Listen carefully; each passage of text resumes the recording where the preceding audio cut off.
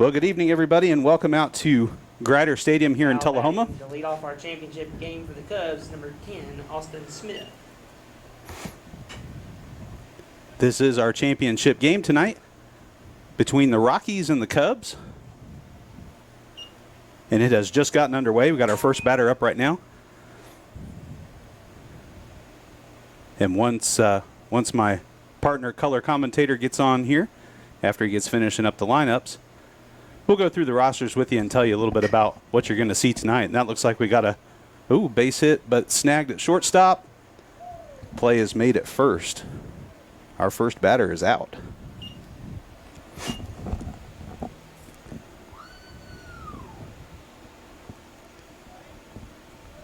Now batting is your shortstop, number 8, Luke Davidson. Second batter for the Cubs is Luke Davidson. I believe he's playing shortstop this evening. Here comes the first pitch. And he takes a strike. We're just underway here in the top of the first inning. There is one out. One strike against Luke down there. Getting ready to take his second pitch. He's going to foul that one off the third baseline for strike 2. All right, I think I've pretty well got in here now. All right, now that we got everybody online. Good evening, everybody. My name is Lyle Russell. I'm the program manager from Tullahoma Parks and Rec. And my name is Colton Gunn, and I'm your athletic coordinator here at the Parks and Rec.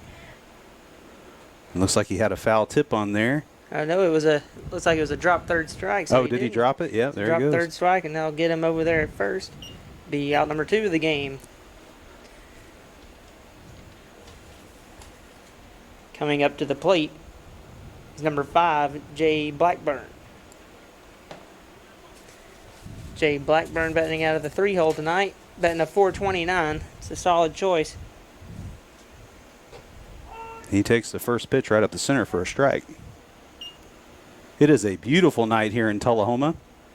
It's about 7:30. Sun's going down. It's a little breezy outside. Beautiful night for baseball, and he takes the ball. And I thought we were going to get some rain. It did. It looked like rain all afternoon today. I guess some parts of town did get it, but we were lucky enough not to get it here. That should be easy work for the right fielder. It's Michael Buck out in right, and he snags it. It's going to be a quick 1-2-3. And that will retire the side. The Rockies will come up for their first at bat. The Cubs go scoreless in the frame off 0 hits. No runs, 9 pitches. So while they change over, Colton, who have you got coming up for the, let's see, Cubs are taking the field. So the Rockies are coming up to bat here, and tell me why. I've got that up here. So the leadoff batter for the Rockies is your staple, your shortstop, Parker Gunn. He's sporting a .458 average on the year, and he's second on the team in runs scored with 13. He seems to be on bag quite a bit right here. He's not going to be your power hitter, but he's also prone to getting on base, whether it be a base hit, error, walk, you name it. So it's a good person to have up there. Now he's not a traditional leadoff hitter, so he's quick to the ball. He likes to see that strike and go swinging for it. He's not going to make the pitcher work and let everybody behind him see kind of what the pitcher's got going. Right. He's one of those that he attacks the ball, and in this league, the more aggressive teams seem to prosper. Following him, Derek Bowles is batting a .579 on the year. He's second on the team in RBIs with 11. Your third batter, Gavin Elmore. Gavin Elmore was our former MVP with a .556 batting average with 2 home runs on the year. He was tied with Derek Bowles with 11 RBIs. Those 3 are generally always in that order. J.D. Parker has come on strong this year, and he was a close candidate for MVP, but Clark Carden ended up taking over that. Now, Clark Carden, although the Royals aren't here tonight, he had a really impressive year, batting a .643. Nobody's going to argue that. He had 28 at-bats, 18 hits, 6 of those coming extra baggers. Looks like 6 RBIs and 4 walks. His on-base percentage is .697, almost 7 out of 10 times he gets on base. That's kind of unheard of, even in a league like this. Yeah, he definitely earned that hardware tonight. A little bit before the game started, we were able to give out those awards to a couple of the Royals players who aren't here tonight. And here we go with the bottom of the first inning. Batter's number 5, Parker Gunn.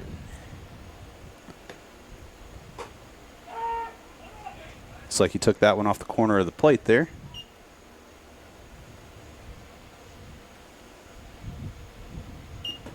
It's going to be Tyler McVay getting the start on the mound. Takes a little grounder there to first, and He makes quick work of him. got one out. And I mentioned he's quick to the ball. Now batting's number 13, Derek Bowles. And Derek Bowles, the catcher for the Rockies, batting in the 2-hole tonight. And he looks down a strike.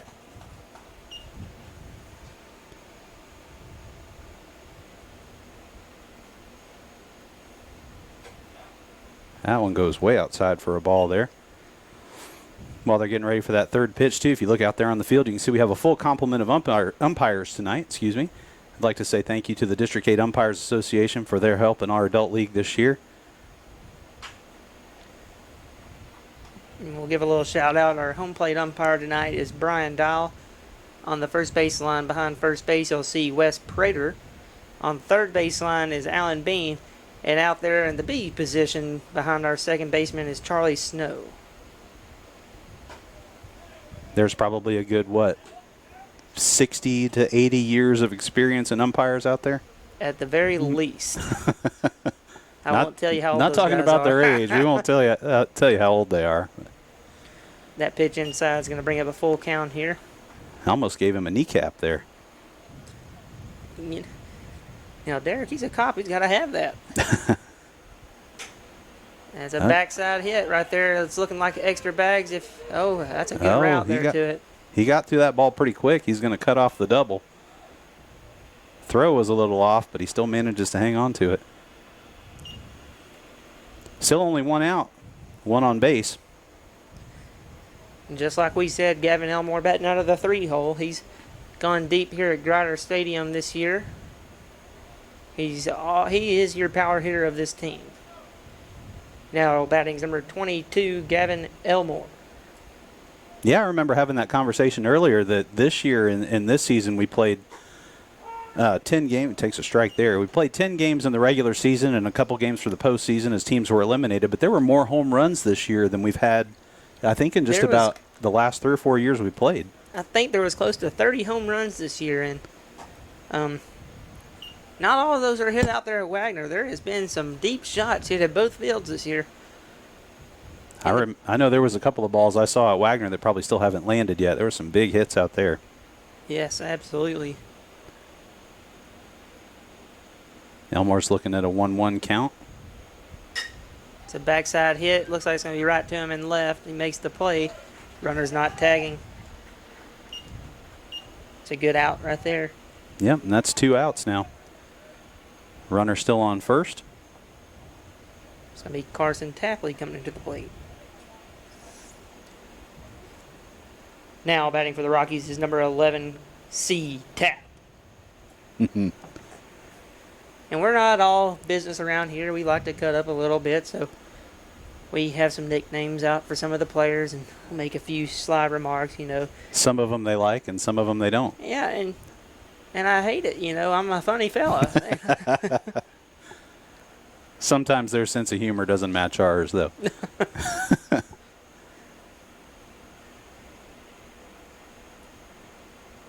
Here comes the pitch, just off the corner of the plate for a ball.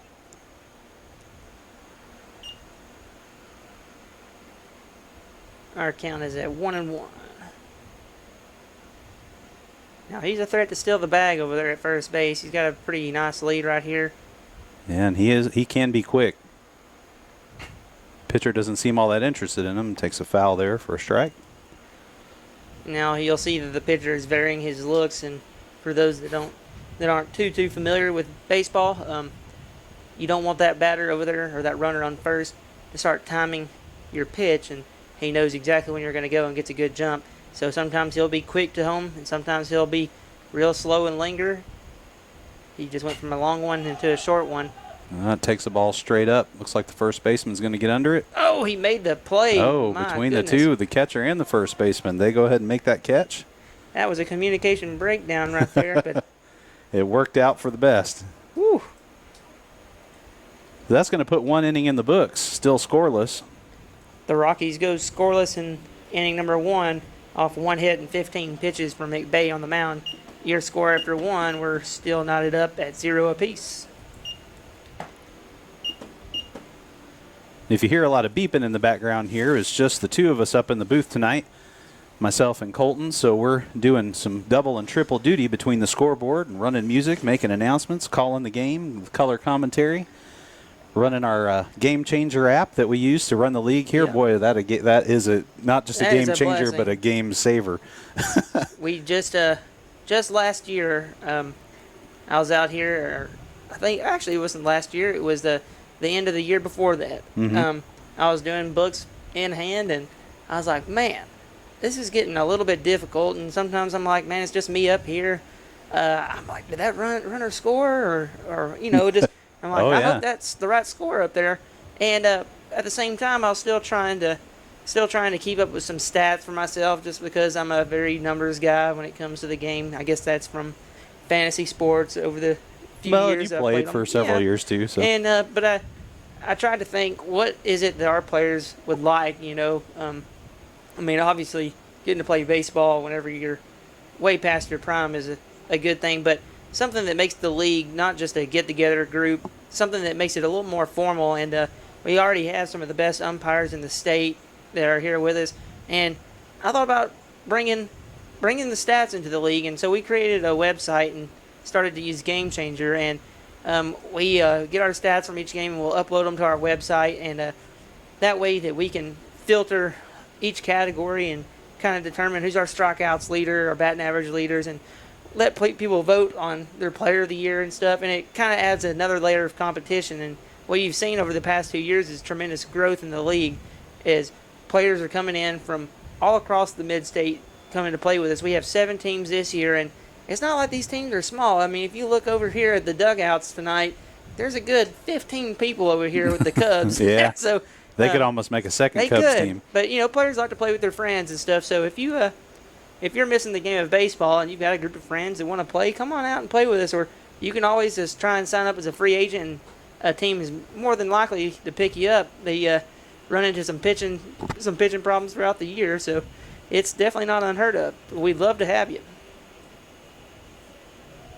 And that said, looks like we're getting ready to go in here we are in the top of the second inning. Cubs are up to bat. And it's going to be Trevor Sanders getting things started in inning number 2's number 22, Trevor Sanders.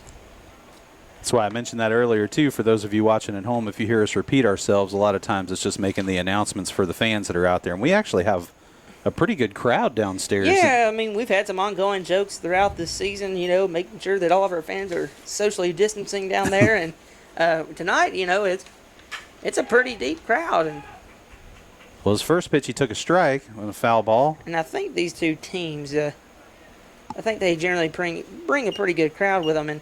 And there's a little background to it, too. These are two teams that are they're from Shelbyville, the majority, but they're a few years apart. So it's finally good to see them get to play against each other, instead of with each other. So we're now sitting on 1 out. Wesley Griggs is at the plate. Batter's number 11, Wesley Griggs. He fouls one back for a strike.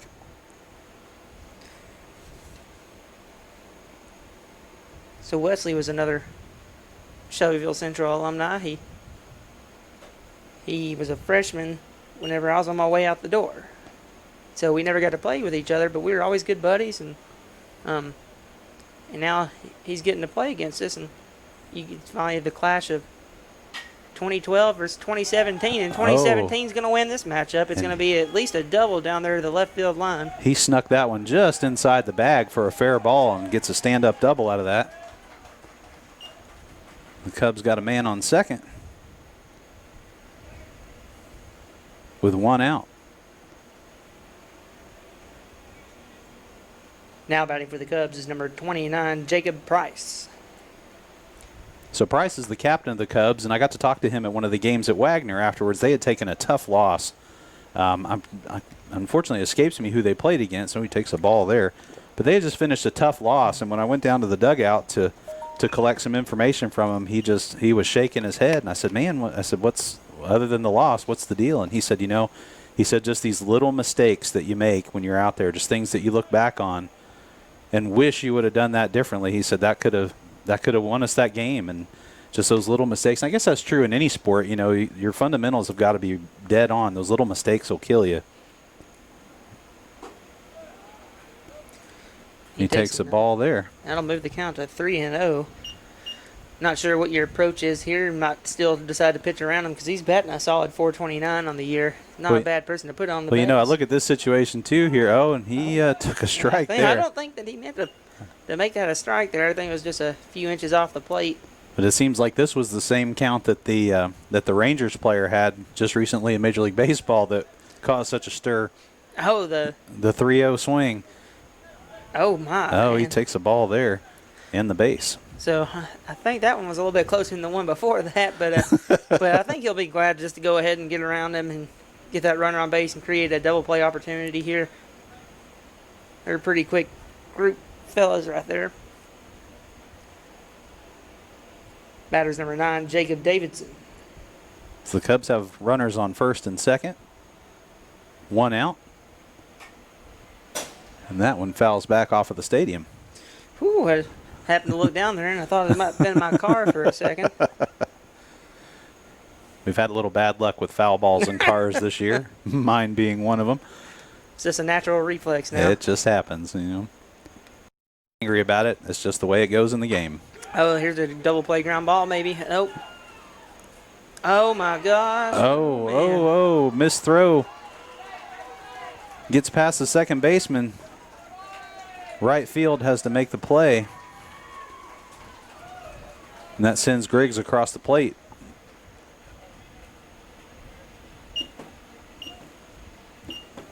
A little miscommunication there.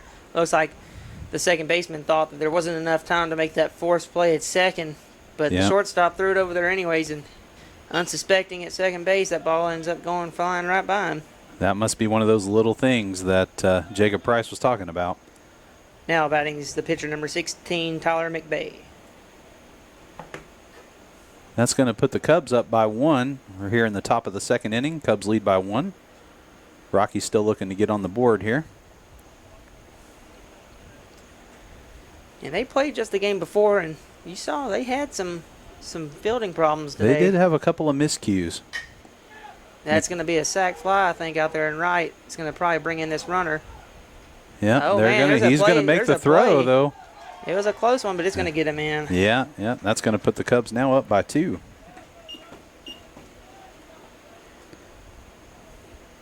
Still only 1 out. And a runner on second. That should be 2 outs now. Yeah, that's 2 outs. Oh, I'm sorry. My mistake. I hit the wrong button. It is 2 outs. But that doesn't change the score. Cubs still up by 2. Brings the Rockies a little closer to getting out of this one. Now batting number 7, Chase Smith. Now Chase Smith, he's batting a 111 this year, but he's got a 273 on base percentage, so you can assume that he's probably a little bit cautious up there at the plate. He knows what's strike and what's not. He gets on the base quite a bit with some walks. He tips one out there, though. But third base can't quite get to it, so that'll come down as a foul ball. And I believe, as I said that, he's one at his head. So it's hard counts 1-1 now.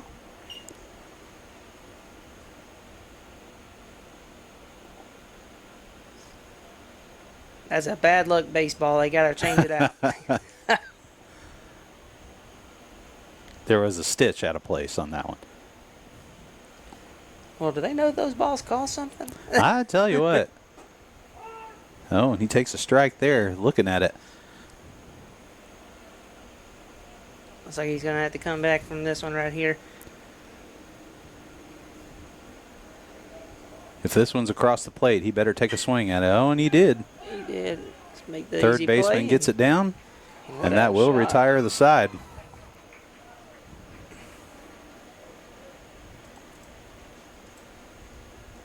the Cubs scored 2 runs off 1 hit and 1 error in the frame.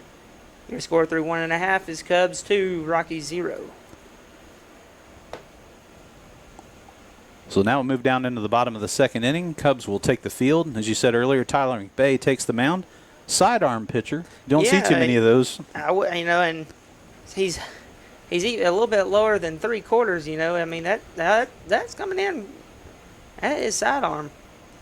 Now back in the 80s when I used to follow baseball pretty regularly, I know one of the pitchers that always amazed me with how well he could throw with the crazy sidearm windup was Dan Quisenberry. He played for the Kansas City Royals. Oh, okay. Some of you older baseball fans may remember him, but he was a deep sidearm thrower and all-star team several times and really, really good player.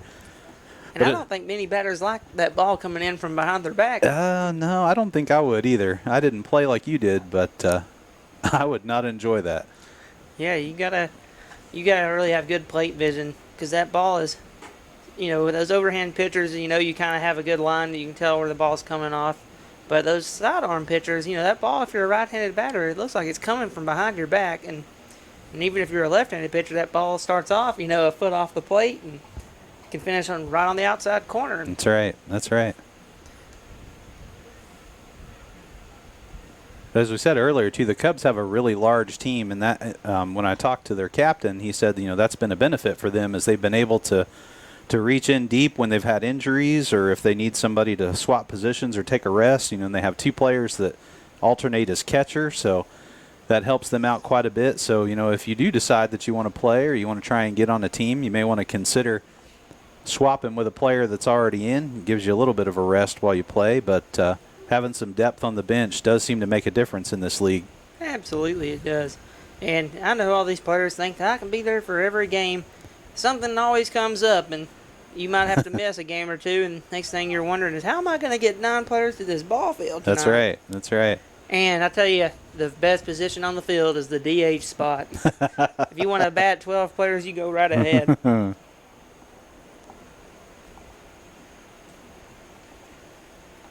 So, again, we're in the bottom of the second. Rockies are coming up to bat now. Batter's number 21, J.D. Parker. Oh, it's going to take a long hop on him. Makes a great play at short. Oh, but it's an error at first. Oh, missed the throw or missed the catch rather at first. I guess that's why the coaches always tell their players to run it out, even if you know it's going to be an out. Run it out. And I don't know from here whether or not that throw pulled him off the bag and he was just trying to make a long stretch there, but that's going to go as an E3 here. Batter's number 24, Jonathan Pearson. And he will look at a strike for his first pitch. The Rockies come into this game in the regular season with a 9-1 record. They are the clear favorites tonight, but they're going to get all they can handle. But you don't want to give them free bags like that. And because they got hitters 1 through 9, there's no easy outs. It's a hard team to beat. You got to bring your best game. Yes, you do. That's going to be a deep fly ball. That is a rocket to deep center. He's back on the warning track. And he made the catch. What a snag. Oh, man. At the warning track. That's heartbreaking. For the Rockies, anyway. I couldn't tell if he was about to try and rob a home run or what, but it looks like he was feeling for that fence and knew he had room, and he still had to jump some, but he made that play, and he actually made it look somewhat easy. Yeah, I can't make out the number quite from here. I'm not sure who the Cubs have playing center field tonight, but that was a heck of a catch. I want to say that's Jay Blackburn. Oh, yeah, that's right. He does play center. Batter's number 31, Reed Emerson. He'll take a ball for his first pitch. And this is the pitcher for the Rockies, so you're going to hope to see that he is going to help himself out whenever he gets out there on the field. That's right. Well, Reed's a pretty good all-around player. I mean, he can hit, he can pitch. Yeah. He's a good fielder. He's pretty solid. I'd say for the most part, all of our pitchers in the league seem to be your more athletic players, and they're pretty much two-way players in the league. That's something else when you think about if you're watching this game at home, that it's not like these guys are professional players. It takes a strike there. These guys work 9-to-5 jobs, and they come here afterwards to come out and play. So These are mostly former players, high school, some college, some have never played at all. And he takes a second strike there. Count is 2-2 with one out. And don't forget, we've had some ex-pros. Yes, we have. We had a couple sign up this year. I didn't see. I worked most of the games at Wagner, so I didn't get to see some of the games. But he'll get a hit off the end of the bat. There. If he had a fast runner, he might have been able to make it to third there. But that'll give the Rockies a base hit. With only one out, runners on first and second.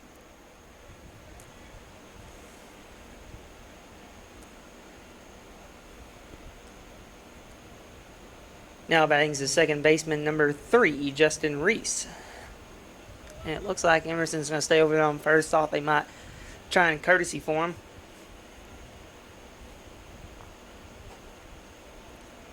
Just a little bit outside the plate for a ball. It'll be interesting to see if the Rockies bat all 12 players that they have out here, because they just did the game before, but the championship game on the line. Do you want your best 9? And that's a double play ground ball, but he boots it. Oh, man. Oh, and beat the throw at first, too. That'll load the bases. Oh, that's a tough one for the Cubs.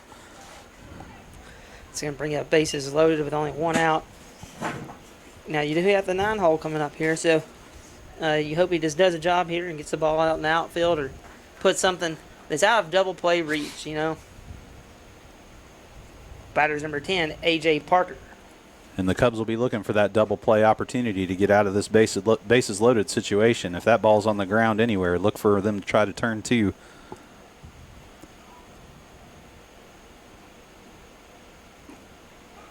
He takes that one looking for a ball.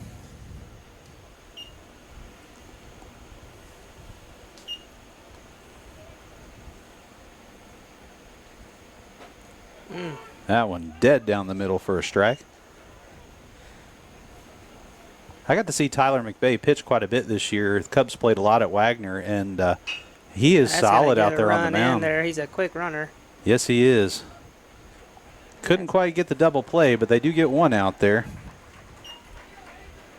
But the Rockies put one across the plate, and that'll get them on the board. Score is now 2-1 in favor of the Cubs. And this is Adrian Adams batting out of the 10 hole, so we know that they're going to bat at least 10. Batter's number 2, Adrian Adams. And the Rockies this year, I got to see quite a few of their games too, and they haven't found themselves down by many runs. This is probably a different position for them than they're used to. Yeah, it is. So, here's a stat for you that'll blow your mind. Adrian Adams has played in 7 games this year, had 22 plate appearances, and he's batting a .500 batting out of the 10 hole, a .682 on-base percentage. That's pretty incredible there. He took a big hack at that one, though, and that puts him at strike 2. Looks like we got a count of 1 and 2. Again, there's 2 outs. Runners on first and third.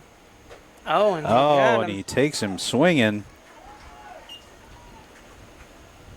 And that'll end the second inning. Your score right now is 2-1 in favor of the Cubs. The Rockies plate 1 in the frame off 1 hit and 2 errors. Your score is 2-1 Cubs after 2. Coming up here in the top of the third inning now, the Cubs are going to get the opportunity to build on that lead. Rockies got to start digging a little bit deeper in the field and start eliminating some of those tiny things. Those routine plays. Knocking those routine plays out. What we haven't mentioned tonight is normally we operate on a 1 hour, 45-minute time limit. Tonight we're playing all 7 innings for the championship game. Run rule still in effect, which will come into effect starting in the 4th inning. 10 runs after 4. Right. I don't think that that's going to be the case tonight. These are 2 pretty equal teams. And they are both playing pretty tough right now. I mean, defensively, they've had a few gaffes on both sides, but that score right there, it could be a lot worse. They've been able to recover a little bit of that and keep it to a low 2-1. And I don't think these pitchers are used to giving up many runs. I don't see this being a very high-scoring game, but both of these teams can put the ball in play and score a lot of runs, and they can score them quick. So they can. I've seen both of these teams do easily over 5 runs in an inning. Depending on how, if their bats get hot, they can both put up some runs. I think just in that last game, the Rockies put up 7 in that frame, and Yes, they did. that was a continuation off of a game from Thursday night that was rained out in the middle of the game, so we had to come and finish that up before the start of our championship game. So the Rockies might either have a leg up, or they might be a leg down, depending on how you look at it. They are either warmed up or they're going to be tired. These are guys that are pretty athletic, but they might be out of shape still. Yeah. Well, like I said, most of them do still have 9-to-5 jobs. So, when you sit behind a desk all day, and a lot of these guys don't, but when you do have those day jobs, it makes these nighttime activities a little bit tougher. It sure does.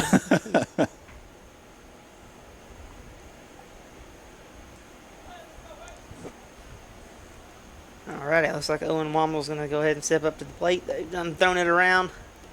We're going to get started on inning number 3. Now batting for the Cubs is number 15, Owen Womble. Owen's one of those Cubs players that bounces back and forth with the catching position.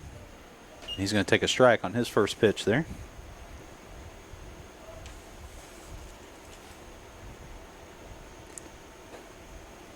He takes another one looking. Owen Womble's batting a 600 on the year. I knew he's had a really big stick on him. He's on up there with 7 RBIs. Yep. Yeah, he's played pretty tough this year. Let's see what he looks at here. Held on to that one a little too long there for a ball. I don't think he wanted to put anything over the plate right there, but I think he wanted it to be a little closer than that. Not with Owen at the plate, you don't. Yeah, it turns out to be a throwaway pitch more than anything, and that's more of a pitcher's pitch right there. Yeah. Tried to make him swing at it. That's probably what he wanted on the last one. Counts 2-2 with no outs, no runners on.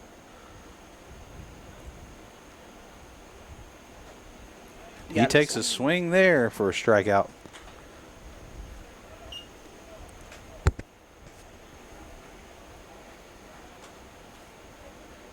Looks like both teams are going to bat 11 or 12 players in this game.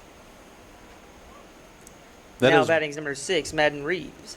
That is one of the nice things that I know all these players, all the captains do, I should say, is that, when they do have players sign up to play, it's not terribly expensive to play, but they do want to try to make sure that everybody who does sign up on their team gets a couple of plate appearances and some time in the field. You'll see once you split that fee 15 different ways like the Cubs, it might be very minimal. Looks like the count is 1-1. He's going to take a strike there.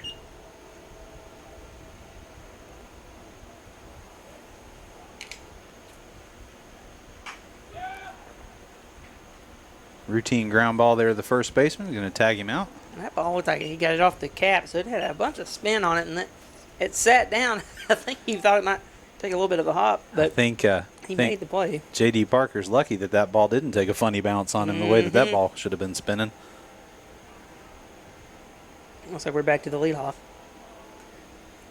Batter's your leadoff, number 10, Austin Smith. That's a nice base hit. He swings at his first pitch and gets a nice base hit up the left-hand side there. Sometimes that first one is the best one. Yep. Now Luke Davidson, he had some MVP potential. He batted a .611 this year, and he hit 3 home runs. I believe he finished second in our voting. Now batting's number 8, Luke Davidson. You'll hear a lot of the name Davidson when the Cubs come around. They've got 3 brothers on the team. Yeah. And all of them play. He takes a strike there, but all of them play for the Cubs, and they're almost always all in the starting lineup when they can be here. Yeah, Luke Davidson, Jacob Davidson, and was it Owen Davidson or? Oh, if you hadn't asked me, I could have told you. And it's Luke, Jacob, and it's Will. Will. There you go. Will. It is, Will. Yeah. Now Took Will. me a second. Sorry about that, Will, if you're listening. I think Will's played in a few less games than the rest of them. Looks like he's played in 5 as opposed to the team's 10 game total so far. So that's our excuse. That's going to be in play right here. He sends that one straight up. It might come down on his head. You've got to make that He called it a fair ball. Oh, no, he didn't. That ball right there is the pitcher's ball all day, but he didn't call it. Left the catcher in a bad spot right there. Yeah. You want to, if you're going to make that play right there, you want to be coming in on the ball. You don't want to have to backtrack towards it because that ball's got some nasty spin out towards the field. And I think Davidson got pretty lucky there that there was a little bit of a gap between the pitcher and the catcher for the Rockies on who was going to take that one, and he's still alive at the plate. If that turns into a base hit, I think they're going to look back at it. I think they're going to look back at that one and really kick themselves for that. And that one goes into the dirt. That's going to advance the runner. Cubs now have a runner on second. It's a good job by the catcher there to at least try and square it up, but I think that ball was just a little bit too wild there and wasn't much he could do with it. That runner got a good read on it. That'll give him a 2-2 count now. Might have prevented him from getting to third. That's another one that's going up over towards the Cubs dugout. Looks like it's going to come down outside the field. So he stays alive with a foul ball. That's something that I noticed that a few players, or excuse me, a few pitchers did this year, is if they got a really high pitch count going, which I don't think we have a high one yet, but you know, if these players can keep fouling off like that and stay alive and build that pitch count up. He's going to go to second, and he's going to take the chance. They're throwing it around again and again and again. He's going to take a double out of that.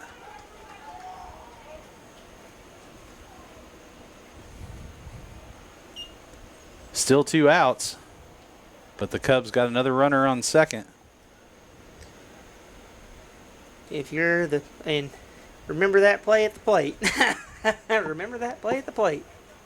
That's going to come back to haunt them. Yes, it is. Your score is now 3-1. Now batting number 5, Jay Blackburn.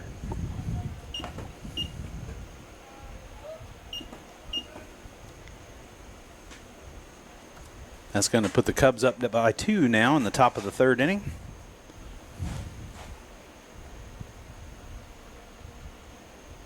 I'm not sure if he scooped it over there first, if he wouldn't have been safe anyways.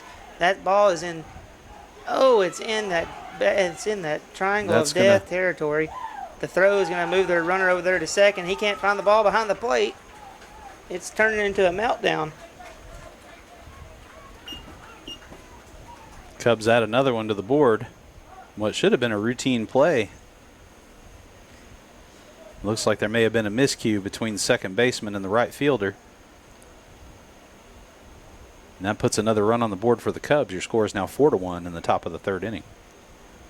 Now batting number 22, Trevor Sanders.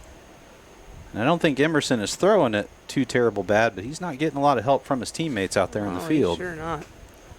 Now that ball, I'm going to give it the benefit of the doubt and just say that was in the triangle of death over there behind first base, second base, and then in just front in of an the right awkward fielder, spot. just in a bad spot. But I think right there you got to hold that throw and just say that runner's already getting in and don't want him to get into scoring territory over there at second. So, and now another base hit could bring in another run. And man, getting behind 5-1 with these pitchers, I don't know. Rockies could be digging a hole they may not be able to get out of here. They really need this last out. Try to put a couple runs on the board in their next at bat.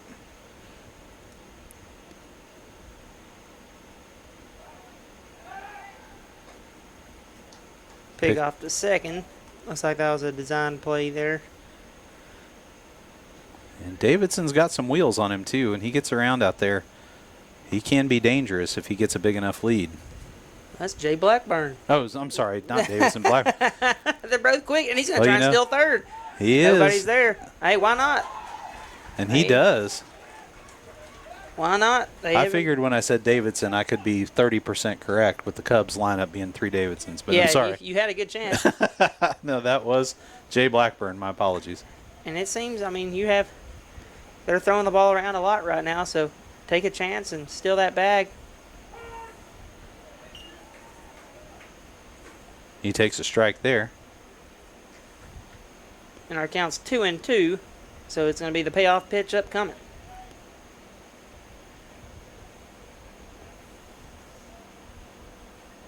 Rockies really want to get a strike here. All right, let's see what they do. It's a Sunday hop. All right. They did make that one for the out. That saves the run from scoring. I'd say there needs to be a conversation in the dugout after that one. The damage has been done there in that inning, though. Cubs put up 2 more runs for a score of 4-1.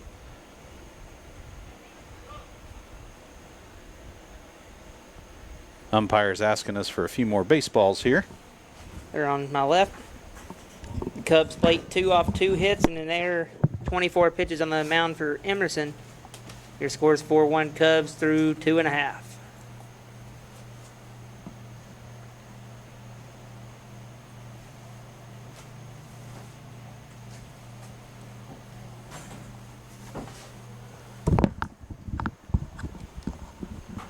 Another one of the duties when you work up here in the broadcast booth, you got to keep the umpire full of bullets out there. You got to load his pouch every once in a while, get a few too many foul balls out there.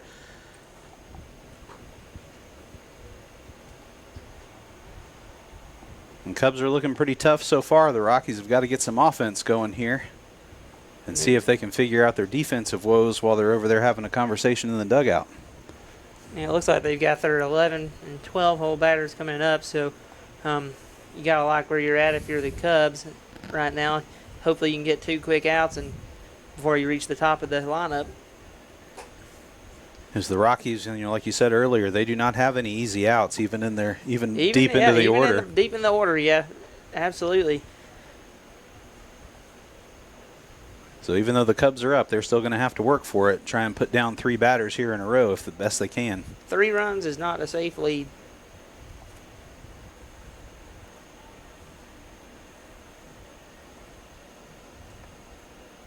Now batting for the Rockies is number 15, Cody Lynch.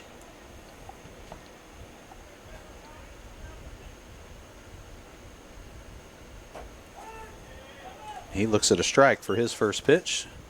0-1.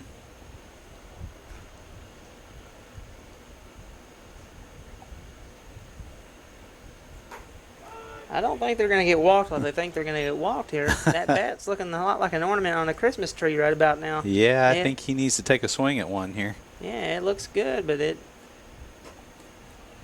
got to be swung if it's going to get a hit. Well, I think the Cubs were probably lucky there wasn't somebody on base there. The catcher threw that one right over the pitcher's head and puts it in the outfield.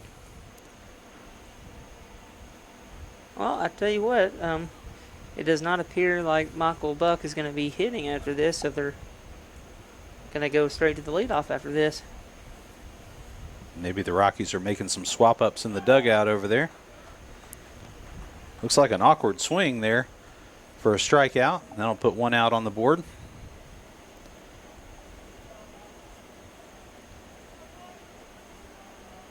Rockies return to the top of the lineup now. Parker Gunn's coming back up to bat. I don't think he liked any of those ones that were right down the plate. He had to wait till he got that one in the dirt that he really wanted. I guess so. That did look like an awkward swing, but, Now batting's the leadoff, number 5, Parker Gunn. We can't quite see the same thing the batter does when we're up here in the booth, so maybe he saw something in it that he liked. But like I said, I'm a funny guy. I give him a hard time, and I'm sure they don't like it all the time, but these are some... I think I know every single one of them out here on the ball field. So yeah. So they're all going to get it. Oh, yeah. Sometimes it's deserved. They're just on the bad end of the stick right now with the score. And that is, we do play some serious baseball, but we like to have a good time while we're doing it, too. And that's one of the cool things, too, is after the games, the players, a lot of these guys all know each other. They've played with and against each other throughout their junior careers. And wow. Yeah, that bat never got swung the whole time. But it did not. That ball's out in the outfield again. McVay's got a hot arm tonight, apparently. He sure does. Now batting's number 13, Derek Bowles. I think it's worth mentioning, too, that the Rockies are the defending champions. And these guys they're a good team. Yeah, and the Cubs were this last year, and most of these are returning players here. And yeah. I think they finished in 3rd or 4th last year, and they've kind of revamped their roster a little bit. But they're not much different, but they have certainly gotten a lot better. Yeah, it seems like the skills have improved. He'll take a ball for his first pitch there. 1-0. 2 outs on the board, no runners on. And this should be a Sunday hop to the shortstop, and he's probably the best player on the field. So 3 up, 3 down inning for the Cubs there. the Rockies go scoreless off 2 strikeouts, no hits, 9 pitches on the mound for McBay. Your score after 3 is still 4-1 Cubs. It's going to put us moving now into the top of the 4th inning. So what, in a 7-inning game, do you get a 4th or 5th inning stretch or anything? We probably should give them one. I think that the Rockies probably wouldn't mind the interruption to the Cubs' momentum. They've got a, I can hear out of the window to my right where the Cubs dugout is, and they're over there cheering them on. They're getting excited, yeah. I'd say they got good reason. Oh, absolutely. They played a really tough playoff game and won. The Royals played really hard all year, and I know that they were expecting to be here tonight too. And there was some really good competition, but the Cubs, their enthusiasm so far throughout the year has been one of their secret weapons. They also bring a pretty good crowd with them too. They have a lot of friends, a lot of family that come out and support them. All of our teams do, really. The Rockies have a real good following. The Royals have a huge following.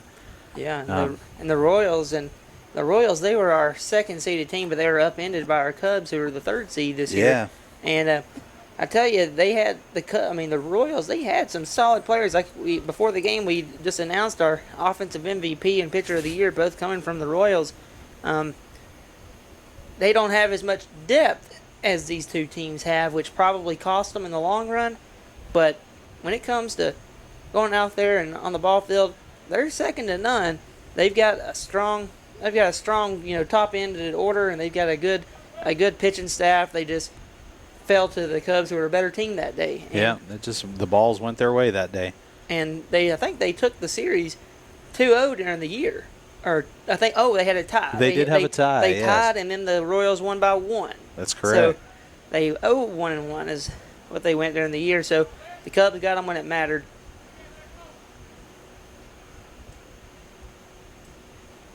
And it should also be mentioned, and it's not a slight against them, the Royals are an older team.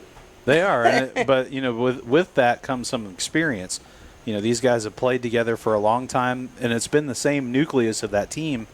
They know how each other's going to react out there on the field. So, there's a old saying that I always thought was funny: is old age and treachery always beats youth and exuberance. Not saying that the Royals are treacherous, but they do definitely have the experience. So, I think I remember somebody commented on our schedule last year at the beginning of the year and said that the Royals look like the geriatric team. Well, I like to think that they're representing folks my age who you wouldn't think would still be out there playing baseball, but actually a lot of our teams have older players on it. Sure. Even the Rockies got a couple guys that are up there. Cubs they're a fairly new and younger team. Yeah, but both of these teams are pretty young, and Jacobs and the Blue Jays both had a pretty good roster as far as that goes with age representation. That should be an easy workout. Yeah, Greg just takes a line drive out right there. I guess I don't need to announce him coming up to the plate. He just made real quick work of it. Yeah, he just announced himself right on out of here. It come off the bat looking like a real hard line drive, but I think it was an easy play there. Now batting number 29, Jacob Price. I tell you what, if McBay is throwing the way he's throwing, I wouldn't be surprised to see him go all 7 innings here. He very well could. I mean, if you're done with baseball and you're just playing out here, what do you really need your arm for anyway? That's right. Unless he's a blacksmith, he can throw it. Yes. Well, looks like Emerson's getting a little bit hot here too. He's got 2 strikes up against Jacob Price. Looks like Jacob's got the Rockies disease, where that bat goes up there looking like an ornament. they don't decide to swing till it's 0-2, and sometimes they still don't. Oh, and he swung at the worst one of the bat. He did, and that'll put him down. 2 outs for the Cubs. That might be, if they can get this 3rd out here, that might be the momentum they need, is just 3 quick outs. That's what they've not been able to do so far, is get those 3 quick outs and get back in there and hit. Batter's number 9, Jacob Davidson. I would say a good day for a pitcher is any time that he can just throw 4 pitches and already have 2 outs on the board. Absolutely. He puts one across the outside of the plate there for a strike. And like I said before this game started, that those aggressive batters tend to do better in this league. I mean, the ones that don't wait till they get behind in the count, that they just go attacking on that very first pitch if it's there. Some people like to wait till they get that first pitch to kind of see what he's throwing. But I'm telling you, that first pitch is sometimes it's just the one. And it's been the case at least in this inning right here, where that first pitch has been a strike each time, and not everybody's decided to swing at it. And last pitch was just off the corner of the plate for a ball. Davidson swung at that one there. Puts the count at 2-2. If I'm not mistaken, I think I heard that growl from up here. A little angry with himself on that one. I think he was a little frustrated with himself on that swing. I mean, it would have been good if he'd have been in a bunker on a golf course, but oh man, that ball and he just takes dropped. the strike there. That ball dropped. That was a great pitch there. That was pretty. Cubs go 1, 2, 3. 0 runs, 0 hits, 0 errors, and 9 pitches on the mound for Emerson. You know, and I think that was probably the half inning that the Rockies really needed to put on their resume right there. 3 up, 3 down real quick. Didn't take a lot of pitches. And you don't got to get all the runs back right here, but you've got to at least win an inning, win each inning. So yeah, get them. They held them to 0 runs right there. Put at least 1 run on the board. You do that for 4 straight innings, you win this game 5-4. So that's going to be the game plan. Is you don't have to get them all back here, but you got to start winning each inning. And they're starting off right here with Gavin Elmore coming up to the plate, and he's the guy that you want to see right about now. He's the one that's been most consistent on this team. He was gone on vacation for 2 or 3 of their games, I'm not sure, and he has been the staple in their lineup ever since the adult league came to be. Yeah, and I caught up with him in the dugout one day when I was cleaning up after a game and talked to him, and I know he was talking about how he pitched for a little while, and his arm was giving him some struggles, and he was actually a little worried that he wouldn't be able to finish the season. He said it was hurting him pretty bad. He's had a shoulder issue, but so he's gone to the TOA since, and I believe he's going to do some stem cell therapy or something. Oh, interesting. But you'll see that he is not on the field. He's normally their everyday catcher, and they tried him over there at first base for a little bit. I think that was whenever they only had 9 players, so they had to have him on the field. But he's DHing tonight. That's a bat you can't replace in the lineup. So they said, you can still come and just hit for us. No, but he's a good enough player that even just a little twinge in the shoulder is not going to put him out of the game. Now batting's number 22, Gavin Elmore. He's still dangerous with that bat in his hand. Takes a pretty good pitch right there, but that's going to go across as a ball. I guess that ball was a little bit low, but you'll see there is, even if that ball was a strike, it was an off-speed pitch. You don't want to try playing hero ball this early in the game. You still need 3 runs or just 1 run. So if you get an off-speed pitch on that first pitch, it's probably good to take it. You're looking for that first pitch fastball over the plate.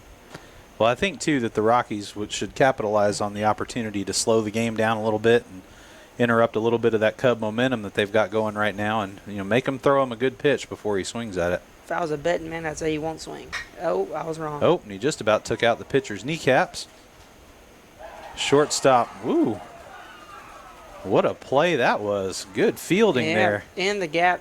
And I'd say that, I know Tyler didn't want to get hit with that ball, but I'd say that saved a base hit there. And my bet was wrong, but 3-0 count.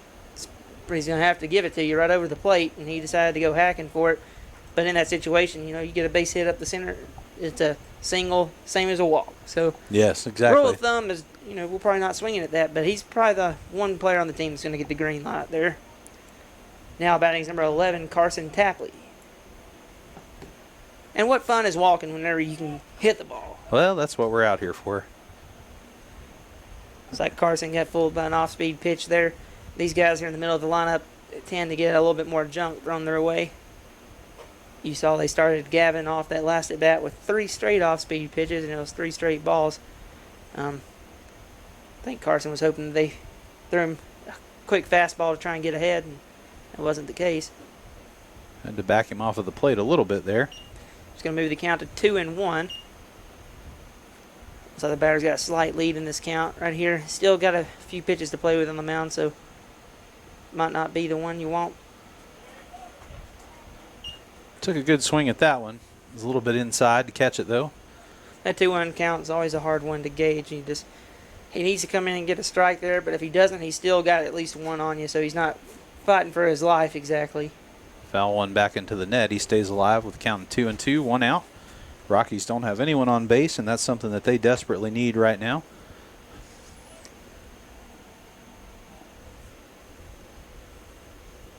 No, he didn't go. I Oh, don't he think. came close, He was but he close. did not go. Full count, 3-2. Part of my umpiring came out right there. I said no. Been umpiring with some of these guys every now and then, and about made that call for him. Tapley's going to take his base on balls there. And that's a break for the Rockies. Sure is.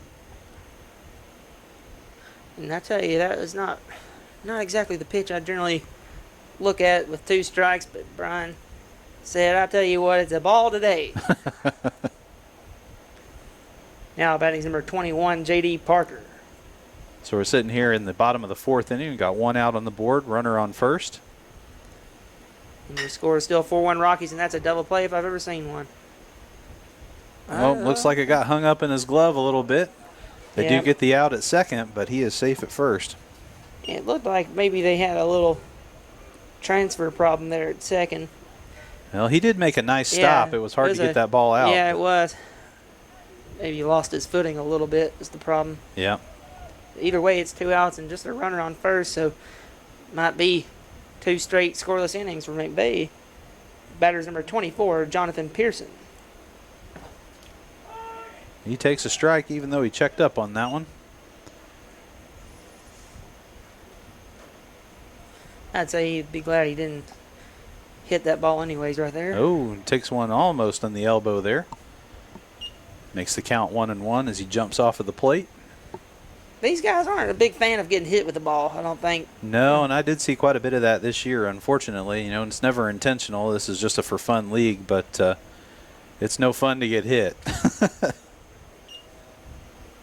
Now, a lot of these players with previous experience playing ball, some of them will just turn and take it, but, you know, sometimes it just hurts and you decide not to. Oh, that's a tough one he gonna put be up. made. And first baseman's going to get the catch. Pearson not happy about that.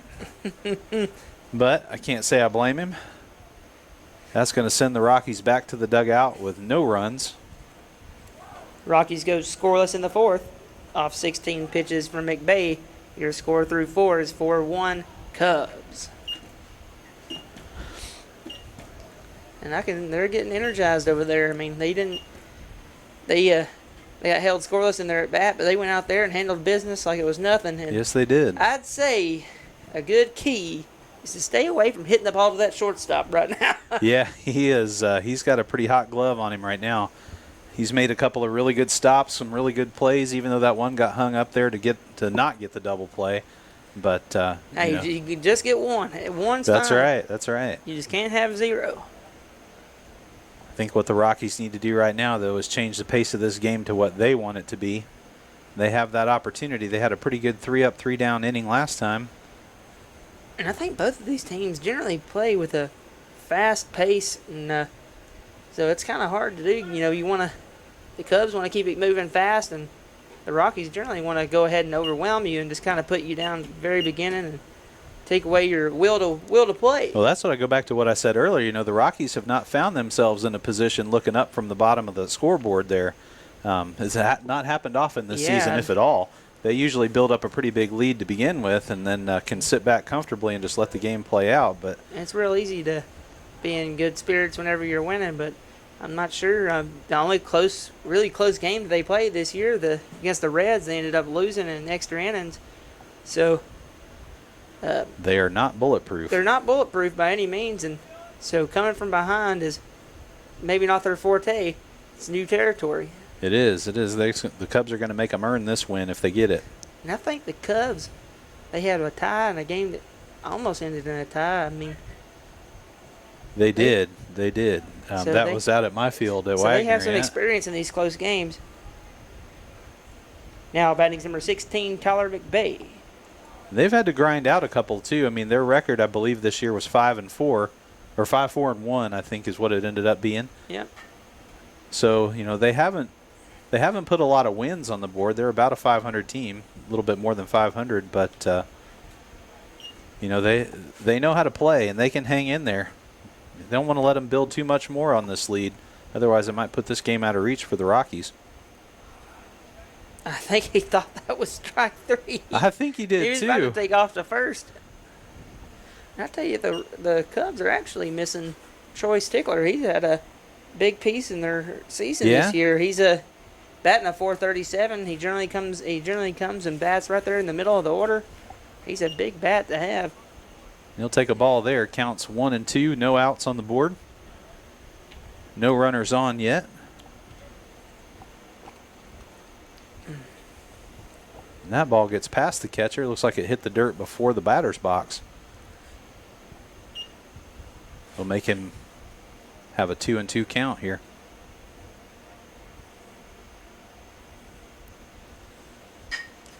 Oh, he got a hold of that one. Should be an easy play for him out there in right, but it started fading on him and he Oh, lost man. it. I think he thought he was in an easier spot than he was, and that ball just drifted by him just enough. And he'll take a double out of that. And the Cubs continue the onslaught.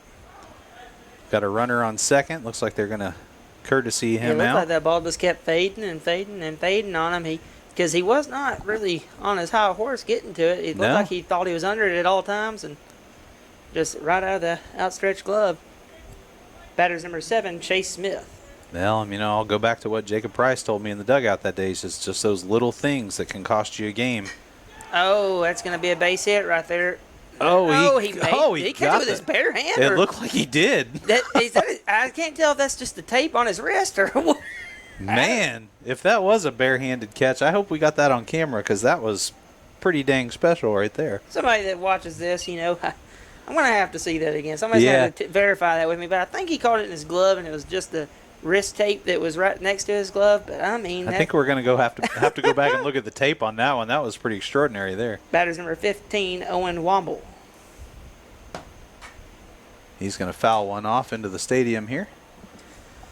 I tell you what, if he misses that ball right there, man, they're running all day. This is a big field here. It is. And you can see how far center is from him. I don't think he was probably headed that over there that quick. That ball was high.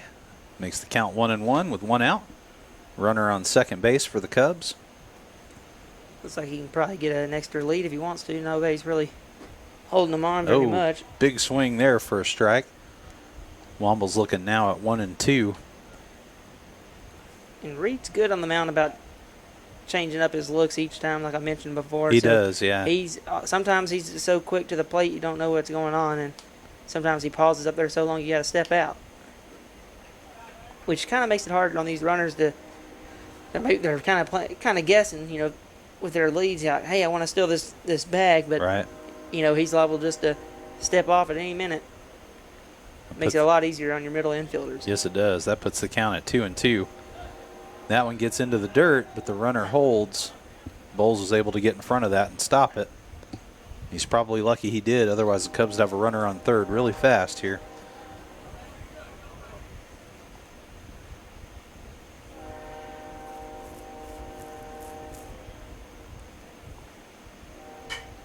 That's going to be a play that somebody's going to have to talk. They're going to run into each other. Oh, he called him off. So they did make that play look easy there. All right. So fly out for out number 2. I thought we might have a collision there for a second. It kind of looked like it. Yeah, I think they're laughing about it too right now.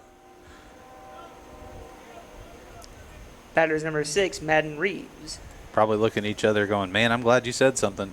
If they can get this out here, that leadoff error that resulted in a 2-bagger, be all null and void. Yeah, that'll make it seem like the distant past if he can pull one out here. And for the Cubs, they're looking for that insurance. That might be a gut punch for That's them, right. That's right. I think I'd take the 4-1 lead still, though. Oh, he backs off. Runner goes back to second. And even though for fans that aren't familiar with baseball as much, even though he was back to the bag quick and wasn't even a throw over there, if you never make a play on a pickoff, they'll just continue to get bigger and bigger leads throughout the game because they know, hey, he doesn't ever throw over. Ground ball to short should be an easy play, and it is. And that's going to retire the side. Rockies hold off the damage, keep that lead at 4-1 for the Cubs. Our pitchers are getting hot. No runners score off 1 error, 14 pitches on the mound for Emerson. Your score is still 4-1 through 4.5. That'll make 4 straight frames there with no runners scoring. I should mention just how rare that is. Yeah, I mean, neither team seems to have tightened up their defense. It seems more like the offense has slowed down a little bit. Yeah, but, and so one of the things that comes with this league, and this is cost related, is we try and make it easy on you to be able to come out and play. So we don't want you to have to go out and buy a brand new bat, brand new everything and all this, because we understand, hey, you're just playing in an adult league here. So all bats are legal here as long as they're not juiced up with corking on whatever you want to do. Right. So BESR and BB-Core and everything, and USSSA, they're all legal. So some of these bats, man, those old school BESR bats, they got some serious pop in them here. So these are some guys that are strong, that can really wear the snot out of the baseball, which generally results in a lot of runs. We don't have the pitching that's going to overwhelm you this year. We have a lot of solid pitchers, but nothing over the top. So our batters have kind of used that as a uptick in their stats this year, like we mentioned, like 28 to 30 home runs this year. Right. It's funny that you bring that up. So something I thought about earlier too is that the expense to play in the league, it's really not that expensive. We charge by the team. And it's going to vary a little bit based on the cost of baseballs because baseballs are expensive. We do use pretty good baseballs. This year it was $950 or was it? I believe it was $925 per team. $925 per team, and you can do quick math. If you only have 10 players, you split it up 10 ways, $92. But like we mentioned before, the more players, the cheaper it is to play. That's true, but we don't recommend going out and buying a bunch of equipment either. If you have basic baseball equipment, you can get by playing. The only thing that it does, it's a big help for us, especially working the booth up here, is that whatever team you happen to be on, you'll get the jerseys. You can see the Cubs out there have that cool blue camo pattern on theirs, and the Rockies got their jerseys made. They've got a sponsor that did theirs. Having the numbers on the back. Yes, absolutely, and numbers that you can see. Yes, numbers that you can see. I would like for the Rockies to address that next year. Yeah, but we're gonna have a stern talking to them about it. But, but jerseys are just highly recommended. I mean, get some cheap dry fit T-shirt jerseys, or $15 a pop. Oh yeah. I mean, you don't have to go broke to play. You're not doing. I mean, you'll look good, but you're mainly doing it for us up here. Yes, and we certainly appreciate it when you do. All right, we're getting started. Now batting's number 31, Reed Emerson. And I can just tell the glare off the numbers just barely to that number 30. Yeah. Oh, Reed. And they hit it right to the shortstop again. Yeah, Reed takes a swing at that one, and he is now out, headed back to the dugout. I'd say that those ground balls to shortstop are resulting into outs. Yeah. I know they're not meaning to hit it there, but might have to try and decide, hey, I'm going to work some balls backside. And that is one of the Davidson brothers out there. They play short and second.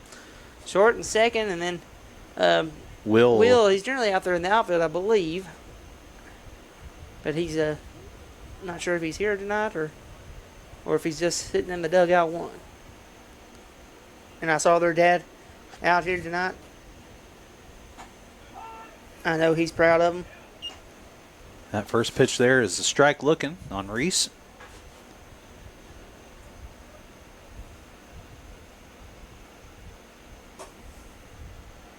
That one goes outside the plate for a ball. Yeah, that's one of the cool things about doing this league is, you get some of the parents down there that, I do get to talk to some of them after the game and, talk about how they like to come out and still support.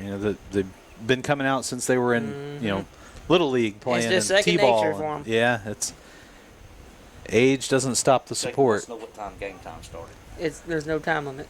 No time limit. It's 7 innings. 7 innings. Uh-huh.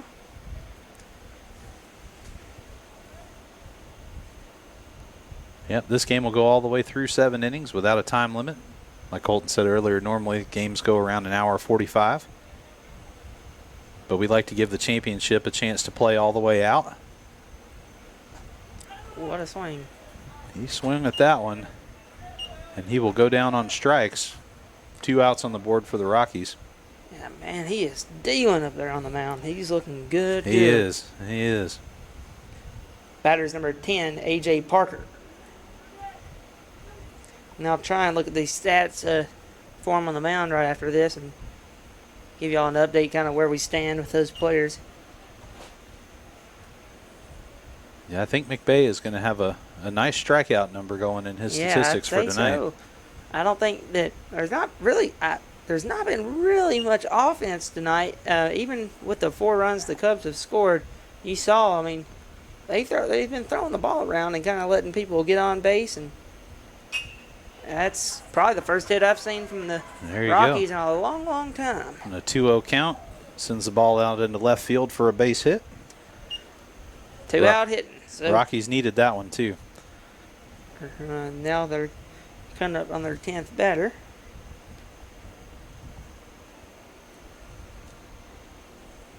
Now batting's number 2, Adrian Adams. I don't know if y'all can hear it on the broadcast or not. My phone over here vibrating. People wanting to know updates on the game. Out there, so there's and they hit it to the shortstop. Well, Adam takes one to the shortstop, and that's going to retire the side. Rockies were really hoping to get a little bit more out of that, but they do go down with a 0 here. We move on to the 6th inning. Rockies go scoreless again. It's 4-1 Cubs through 5. Remember, we are playing all 7 innings tonight. There is no time limit. Just 2 innings remain.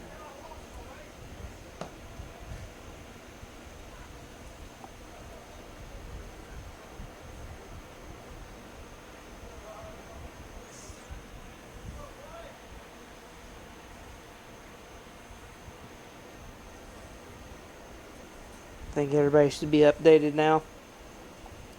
Lyle, with this time, do you have any programs coming up that you want to speak about for anybody that's just stumbling on Channel 6 and seeing this adult league baseball game? Well, I don't know exactly what night this is going to air, so I'm not sure what night those of you at home are going to get to watch it. But talk to you a little bit about just Parks and Rec programming in general. With the COVID-19 issues and restrictions that we've had, it's been very difficult to find programs to do. Large gatherings are restricted and so on. And whether you agree with the pandemic restrictions or not, we're always going to err on the side of caution and do the best we can for all of our folks that use our Parks and Rec facilities. So regular programming has really taken a back seat for a little while, but we do have some. We're trying to do some guided hikes and things to get people outside where it's a little bit easier to social distance and keep everybody safe in the event that they are susceptible to getting sick. By the time this airs, we will have had one of those hikes. We're going to take a group up to Buggy Top Cave down in South Cumberland State Park this Saturday. That's going to be a lot of fun. It's going to be a little bit more rugged. It's going to be a 5-miler back to the cave. We're going to do a little bit of cave-in while we're there. It's probably going to rain on us, but we're going to go rain or shine. Then we've got another hike coming up on September 13th. It's a Sunday morning hike with the Tennessee State naturalist. Randy Hedgepath is going to come down from Nashville and lead it out at Short Springs. We're going to do the Adams Falls Trail. Speaking of programs too, adult baseball, we were a little worried that we weren't going to be able to have any sports this year. We were able to figure out a way to get adult baseball to still go off, even with the restrictions, both medically and financially. We wanted to make sure the players stay safe, and they are assuming some risk being out here. We try to make it as safe as we can for them. We change the balls out pretty frequently, but that's just. Now batting's number 10, Austin Smith. That's just the only way we were able to put the league on and still be able to have some baseball this year. He's going to foul that one off on his first swing for a strike. And I'll tell you, the city has done a great job at. I mean, we had to make a quick decision. It wasn't even a month. It was less than a month away, and we had to get the players to get their money together, and some of them to get their jerseys. And there's a lot of issues to go into it, and these players have pulled out. We've not had a single forfeit or anything this year. No, we've been very lucky with rainouts. We've I think had we've some only rain. had like 3 rainouts this whole year. I'd call it 2.5. Oh yeah, I forgot about that. He took kind of an awkward swing at that, but he must have got enough of it to stay alive in the count. It was another drop third strike. He swung and missed, and the catcher didn't block it up. That is another small mistake after small mistake. And those are going to cost the Rockies here if they can't start putting some runs on the board when they get back up on the plate here. Batter's number 8, Luke Davidson. And I think you can tell Reed's probably getting a little frustrated on the mound knowing he just struck a batter out and Right. he's still standing on first base. As a catcher, I know kind of the thought process going on there. You have nobody on base, and a ball's thrown in the dirt. Your natural instinct is to block it up, but knowing that if you don't, nobody's getting on, Right. there's not really that need to go down, I guess, other than you don't want the umpire to get blasted behind you. But with 2 strikes, because of the drop third strike, you have to be ready for a ball in the dirt, and you got to be ready to block it up. Right. It's just those first 2 strikes that you can kind of play around with and just do a little sweep and olay with it, just to look what I found type thing.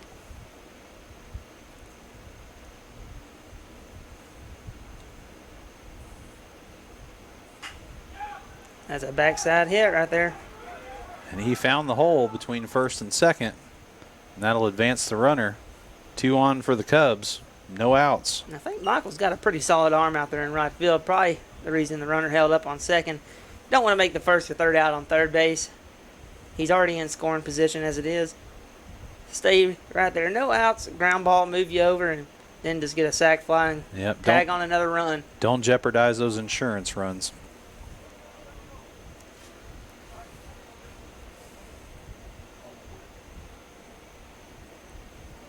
Now batting's number 5, Jay Blackburn. Just to bring you back up to speed here, we've got Cubs have 2 on, 1 on first, 1 on second. No outs on the board, top of the 6th inning. And they lead by a score to 4-1. Tried to advance the runner there with a sacrifice bunt, and I don't think that was the pitch that he wanted to go with it, but he decided to try and lay it down and it just went foul. That first bunt, kind of want to try and bunt it for a base hit, so pull back for a ball, but I think he thought with it being eye level, he might be able to get just enough to keep it fair. It looked like Oh, first but and he's going third to come were back with a pulling in. base hit, and that's going to score at least 1. Don't make that throw. He's going to hold him up on second, though, but the Cubs do add 1 more to the board. That's an insurance run for sure. That brings Your you score is 5-1. 5-1. Who saw this one coming? No outs on the board either. Cubs still have runners on first and second. And it's not who you want to see coming up to hit. Now batting number 22, Trevor Sanders. Sanders, a left-handed batter, plays first base. And he has been a tough competitor all year. He can hit in the clutch when he has to.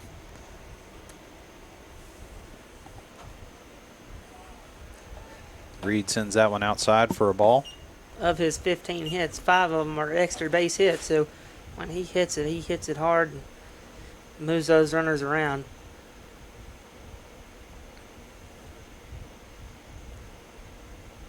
Nobody's holding him on at second. He took a big swing at that one for a strike. Counts 1-1.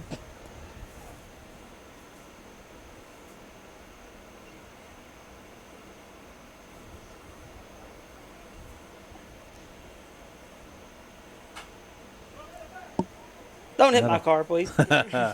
Take a foul ball back into the stands here for his second strike.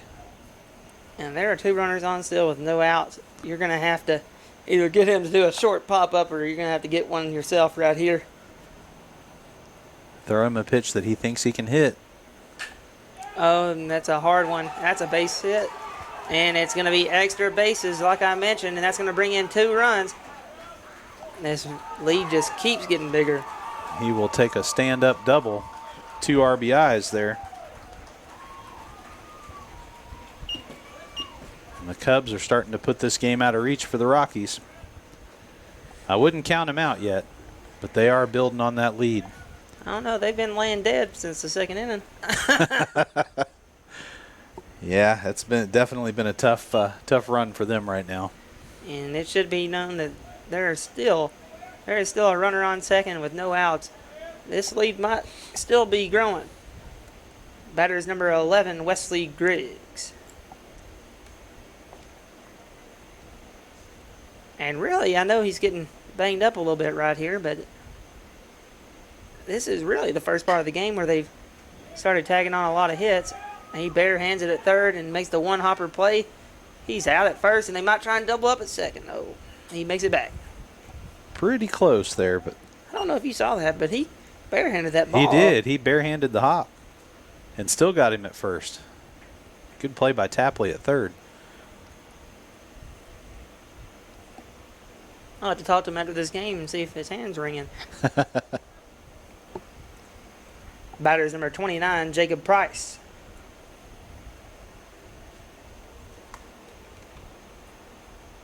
Cubs captain comes back to the plate again. Cubs have had, they've earned it, but their players have gotten a lot of at bats tonight. They've been cycling through the lineup pretty quick. I was trying to see what that discussion was between Charlie, the field umpire, and the home plate umpire, Brian Dow. Takes an awkward swing there. PFP, he boots it, but he makes he booted it. The errors keep piling up. That one's going to hurt. That one is going to hurt. Price gets on base.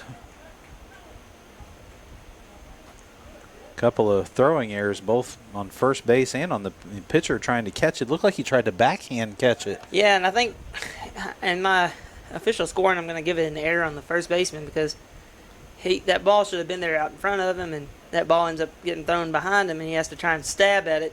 It's a hard play to make. The routine play being the ground ball to first should have been made, and that's going to put another run in.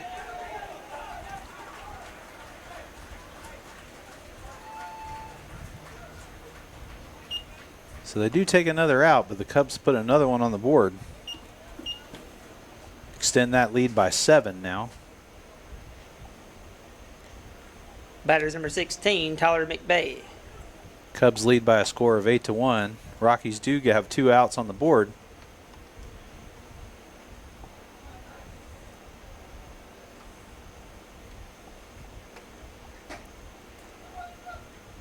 Like a little bit high for a ball there. As successful as this Rockies team has been in the last 3 years, if they lose this game, they're only going to pull away with one championship win. That is true. That is true. McBay takes one off the end of the bat there, fouls it back for a strike.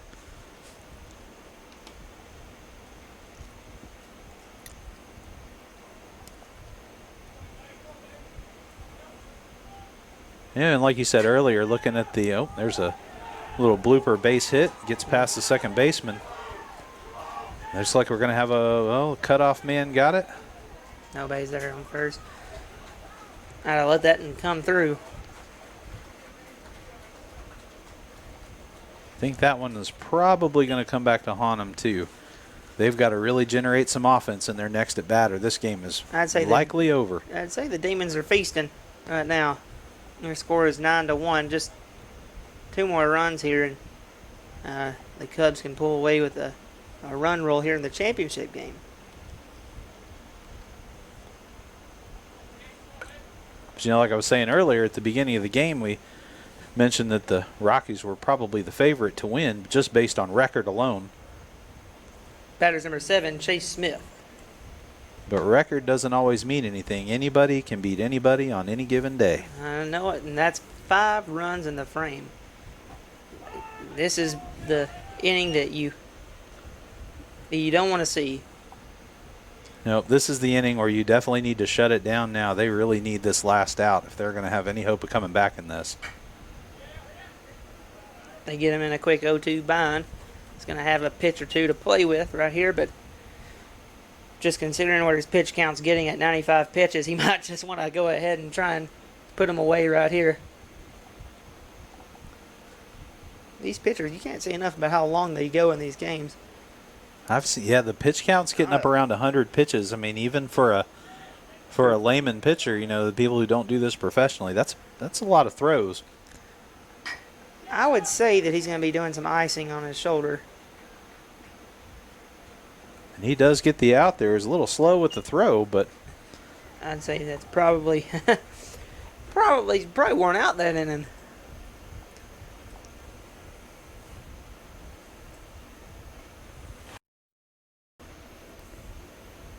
so the Rockies have a chance to try and get back on the board here and bring this game back a little bit closer. They need to generate some offense.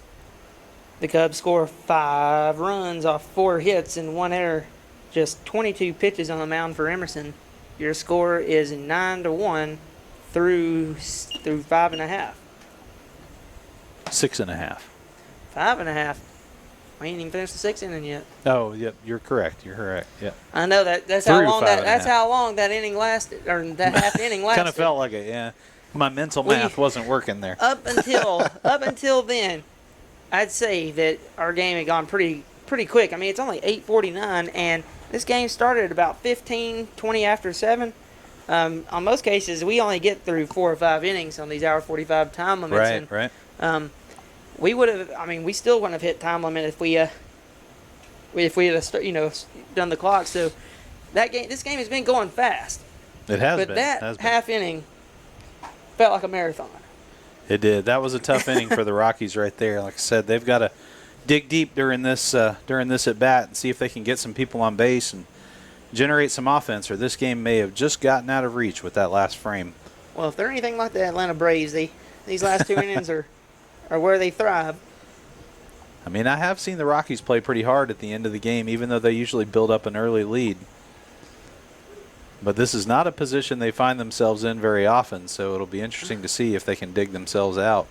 I don't know if you saw that there, but Chase Smith just got out there on the field, and his first pitch, he's throwing it down, so that means that McVay is in a groove up there, or that he can't be wearing down. He's only thrown 69 pitches so far, so he's feeling himself. He's ready to put the Rockies to bed. Now batting is number 15, Cody Lynch. You know, it'd be interesting to talk to a couple of the Cubs pitchers, too. I know McVay pitches quite a bit. Takes a strike there. To find out, like I said, the Cubs alternate catchers between innings. They'll have Owen Womble will take one, Smith will take the next one, and they'll just go back and forth. And I know pitchers tend to like their catchers, and certain catchers, I mean, you were a catcher, so you understand how this works, and they have their tendencies.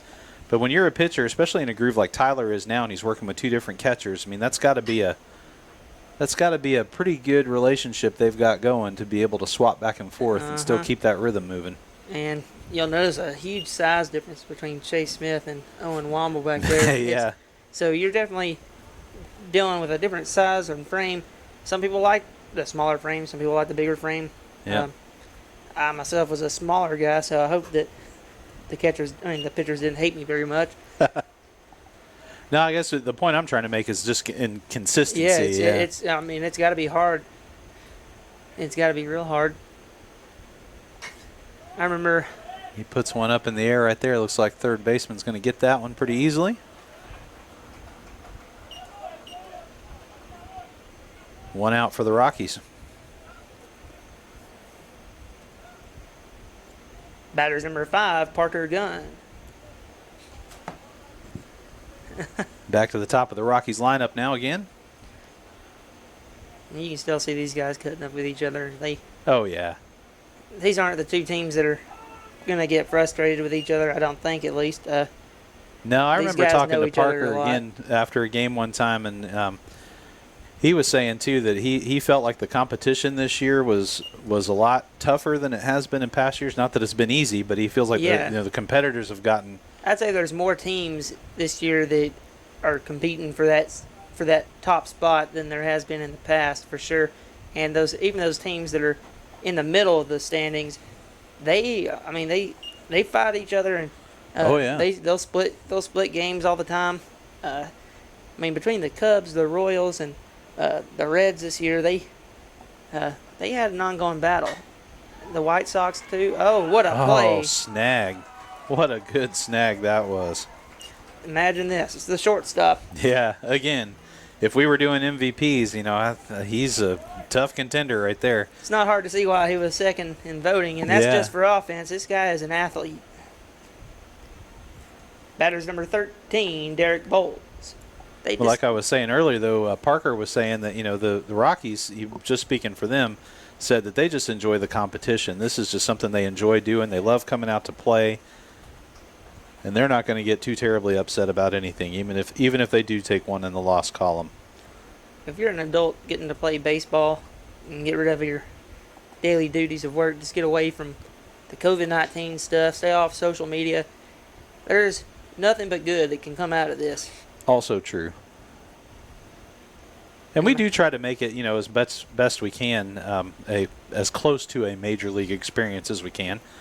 Grider Stadium here used to be a minor league baseball stadium before it was moved here to Tullahoma. This is the home of the Tullahoma Wildcats baseball team here. The high school is just off to our right. But, they do like playing out here. This stadium has the feel of a major league type setting, even though there's not a bunch of fans out there in the outfield. They do enjoy it. Well, I think that we've probably got more fans at our games than the major leagues do right now. There's no cardboard cutouts below us in the stands. It's like Bowles takes a shot here. The first baseman got under it pretty easily. That was not what the Rockies wanted to see. Make it 4 straight. The Rockies go scoreless on 14 pitches from McBay. Through 82 pitches through 6 innings, your score is 9-1 Cubs coming up in the final inning. So we now move to the top of the 7th. This is going to be do or die for the Rockies. They will get a final at bat. But they are going to have to generate some good stuff behind that plate.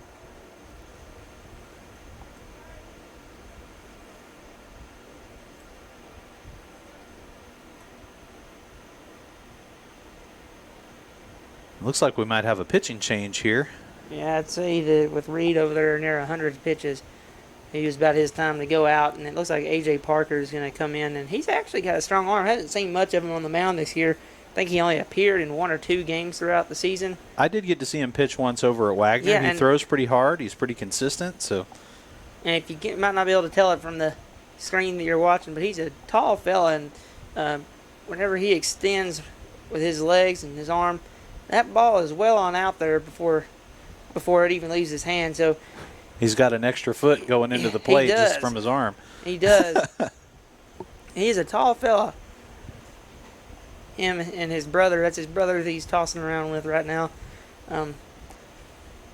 JD came from the Unionville area. He went to and played at community high school. That is one of the cool things, too, about this league is it seems like there are a lot of siblings. We've mentioned that the Cubs have 3 on theirs. The Rockies have 2 with the Parkers on theirs.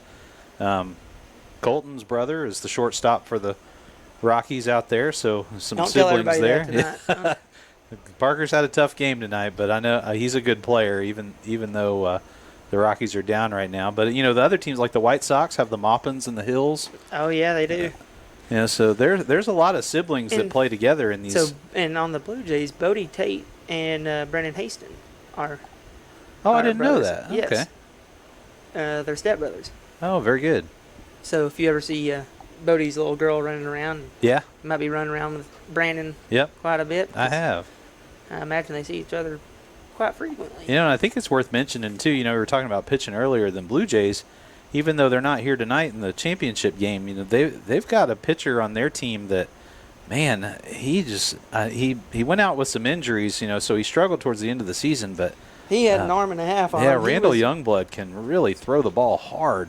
Yeah, he was in the 80s throwing the ball, which was kind of unexpected, kind of hops out of his hand out of nowhere, and I had to ask him after one of the games, just now, how old are you? Because I mean, he's a young fella, but he's a, probably older for the league. I think he said he was 38, Yeah. 38 years old, And he's out there throwing in the 80s, and yeah, I couldn't believe it. I mean, I guess you see pro ball players pitch, up there, but I was thinking back whenever Roger Clemens went and signed that $25 million deal, that, man, that's an old fella, getting paid a lot of money, and there's still some of them that gas it, but seems like his arm's kind of timeless. Well, in the years that I followed baseball closely too, I mean, a lot of people out there will probably remember Nolan Ryan played into his 50s, still out there on the mound, and of course, there's always the famous dust up with Robin Ventura. Much younger player goes out there and just basically gets a headlock knuckle buster right to the face. Ryan was a tough competitor, and just a few years from Social Security, so. And Brian Dow back here behind the plate, he had a fantastic career too. Played some professional ball. He's got a solid arm, and you might see him throw a ball back to the pitcher or whatever and showcase it a little bit. Now on the mound for the Rockies is A.J. Parker. Batting for the Cubs is number 15, Owen Womble. That ball will head outside for a ball there. 1-0. Parker looking to hold the Cubs scoreless in this last frame for them here. Try and stave off the damage and see if they can get some offense going in that last inning. Or last half of the inning, I should say.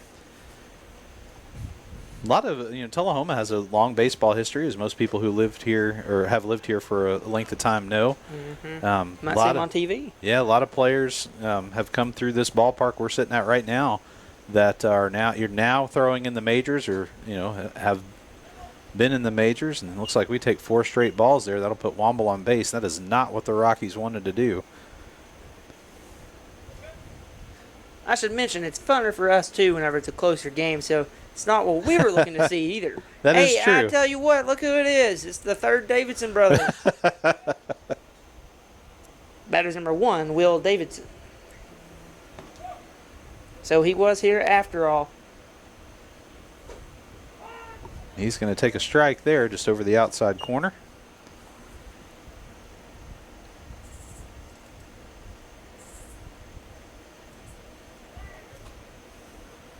Yeah, speaking of brothers that play, obviously the Sheffield brothers have come through this ballpark. And they're out there pitching in the major leagues right now. One of them just got his first win. I guess it's been about a week and a half ago. Take that one outside for a ball. Makes the count 1-1, it looks like. Yeah, I try and follow Justice on social media. And I remember after one of our games out here, Parker went with, my brother Parker went with our dad to Waffle House just to go eat. And sitting there right there is Justice Sheffield, Yeah. Just as normal as could be. Yeah. I guess as normal as seeing first-round draft picks playing in the major leagues. It's like one off the end of the bat there. Second base struggled with it, but they do get him at first. He does advance the runner, though. Staves off a little bit of the damage, but now they've got a runner in scoring position. Tell you what, he was kind of quick for a bigger fella right there. Even if he makes that play at second for trying to turn 2, I don't know if he's going to get him or not, but still, those are the little things we're talking about, is fielding it cleanly, making the plays as they are. Right. Batter's number 10, Austin Smith. Pitches high for a ball. Also want to give a shout out to Jacobs tonight because they came through with their first win in the last 2 years. It was a huge game, and I was glad to be a part of it. Yeah, we talked about the Cubs having enthusiasm, but I tell you what, the Jacobs guys, I didn't get to see him very much this year. I only had one game with him over at Wagner Park. I liked him too much over there, over here at Grutter. But I tell you what, they show up every week and they play hard. Oh, and that dropped in that dangerous triangle you talked about. There it is again. Yep. There it is again. Hey, whenever it's dropping, it's dropping. That puts the runner on third. The Gets rich get richer. Yeah, base hit comes out of that, so runners on first and third now. Batter's number 8, Luke Davidson.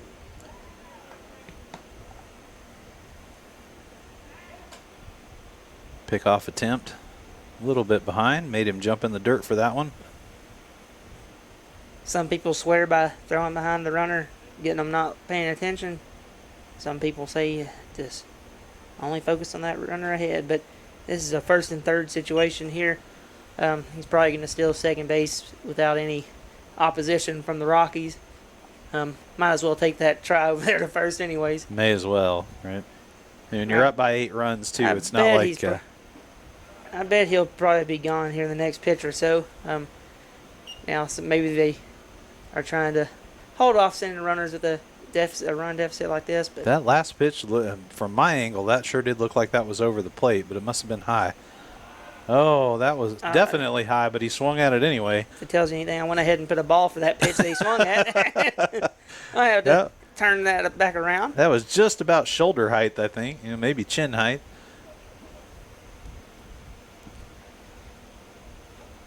Takes another big swing at it. Oh, there. So with 2 strikes, if there was a time to steal, which he doesn't seem like he's prepared to do, this would be the time to go right here, trying to advance a runner in case he does strike out. Stays alive with a foul ball.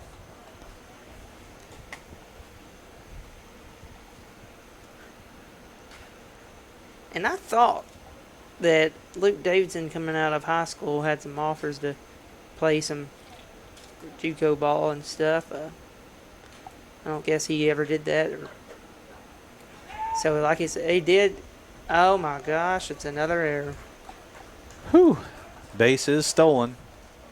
So it's a swing and a miss strikeout for out number 2. They did try and actually throw down to second. It's going to go down as a stolen base, but the runner from third is going to advance to home with it. That's the risk you run.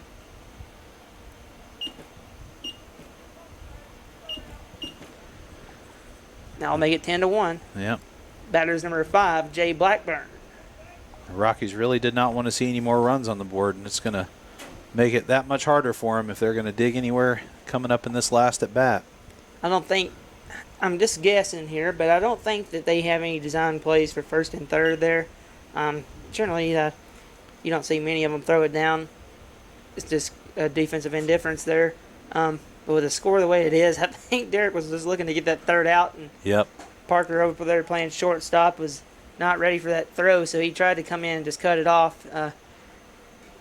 If he took off running to the bag, I don't know if he'd have been able to make it there, so he tried to jump in front of it and cut it off, make a play at home.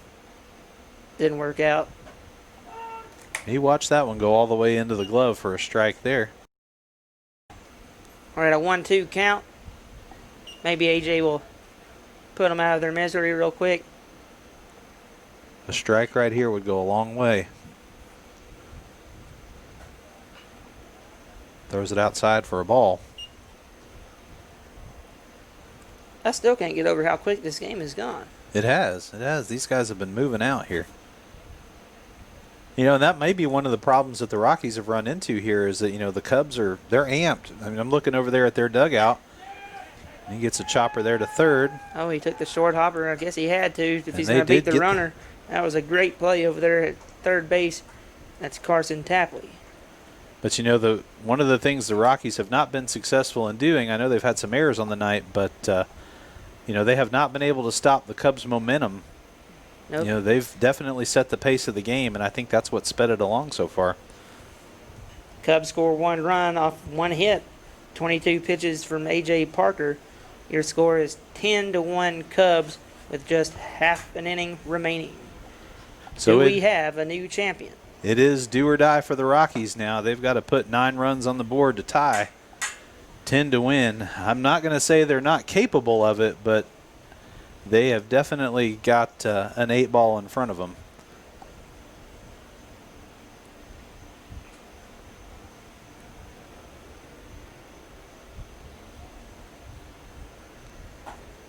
Looks like it's going to be 3, 4, 5 coming up for the Rockies. That is a pretty good part of the lineup. You know, like I said, the Rockies, they can get hot real fast. You know, all their players are capable. So, but the Cubs have definitely proved tonight that they are the team to beat.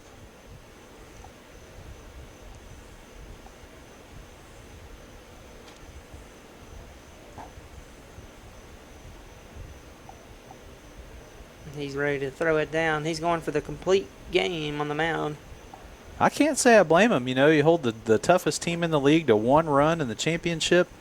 I think I'd want to see it all the way through to the end myself, no matter what my pitch count was. I ain't giving anybody a chance to mess with this game.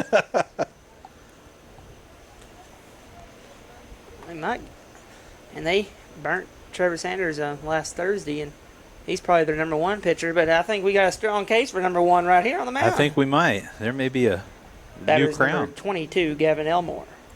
Looks like he's going so fast on the mound. He's even rushing me there. Yeah. He watches that one into the glove for a strike. Just real passive tonight up here at the plate. That one was real close, but still a ball. And I'd say Brian's had a good strike zone all night. You know, he's giving about 2 inches on each corner. Seems like it stayed there all night. That's one of the things, too. I'm pretty sure just about with any sport out there, you know, any sports fans at home, you know, you hate to see a game decided by the officials. You know, you want to see the players play it out, and I think that These guys do it the best. Yeah, Wes and his umpire crew are really good about letting the players decide. It can be a handful dealing with adults sometimes. You know, we're stubborn people, and you know, we go out and umpire a youth league ball game. You don't ever deal with That's right. any problems out there other than maybe some fans, but out here, you know, these players they're stubborn sometimes, and these guys handle it so professionally. Takes one on the outside of the plate for a ball. Before we get too far out of the end of this game here, too, I'd like to thank Light Tube, Tullahoma Utilities, for providing the equipment to have this game on tonight. Looks like we got a pop fly there. Third baseman Wesley Griggs makes the catch. But again, I'd like to thank the folks over at Light Tube, Chris Barstad and his crew in the video department for setting us up with the equipment to bring you this game. They couldn't be here tonight, so they left it to us. I don't know if that was a good idea or bad for them, but here we are. Batter is number 11, Carson Tapley. Just running through the stats real quick here, and the Rockies have been held to just 3 hits on the evening. Whew. They are definitely not used to those kind of stats against them. 3 hits on the evening, and it looks...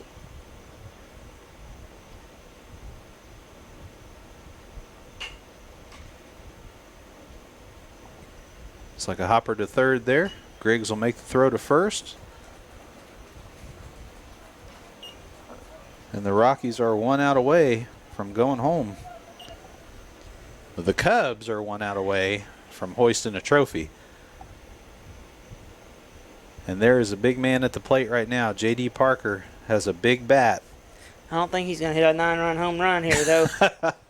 Batter's number 21, J.D. Parker, looking for a 9-run bomb.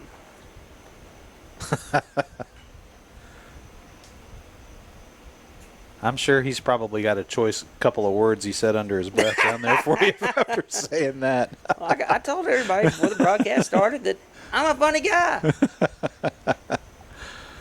Looks like giving the catcher a chance to recover. Did he? I'd like to think that the pitcher's laughing at what I said about the 9-run home run, but Brian might also be a really funny guy. You never know. Oh, see, look at you. You interrupted the Cubs' momentum just by making a comment. The Rockies are hoping I would have done it earlier.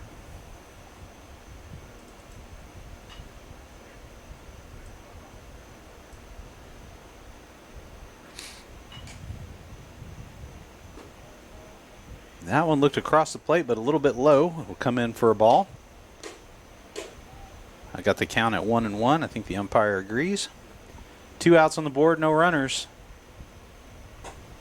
And that ball goes way outside the plate for a ball. You heard a little woo Yeah. from the players there, and like I said, he's a rock back there behind the plate. He's been very consistent. And they hit it to the shortstop, and he takes one in the breadbasket. That's the way to end the game. And that ends the game. And you have a new champion. And new Adult League champion, 2020, your Cubs.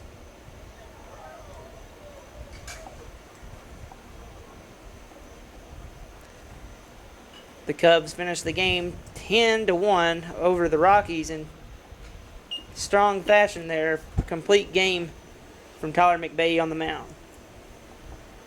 So your final score for this year, 10-1. The Cubs take home the hardware. And we have a new champion. Rockies go home. Got to be a little disappointed with their performance tonight, but like I said earlier, talked to them multiple times. They are very happy just to come out here and play, and I'm sure they will wish the Cubs well. And we're going to go downstairs here and try and catch up with a couple of the Cubs players. Real quick, just going to read off some quick stats for you tonight, kind of give those players a shout out. Your leaders in the clubhouse for the Cubs with 2 hits apiece, Jay Blackburn and Austin Smith. Your RBIs coming all over the place here. Had 6 RBIs, 2 from Trevor Sanders, 2 from Jay Blackburn, 2 from Tyler McVay helping out his own cause, and 1 from Jacob Davidson. But I really want to highlight tonight your pitching from Tyler McVay. Went all 7 innings with just 3 hits, 1 run, and that 1 run coming unearned with 4 strikeouts and a walk. Thanks for everybody for tuning in tonight. We appreciate you following along with us and hope that you'll join us next season out here in the stands or play with us one. Colton Gunn and Lyle Russell out. Have a good night, everybody. We'll see you next Good year. night.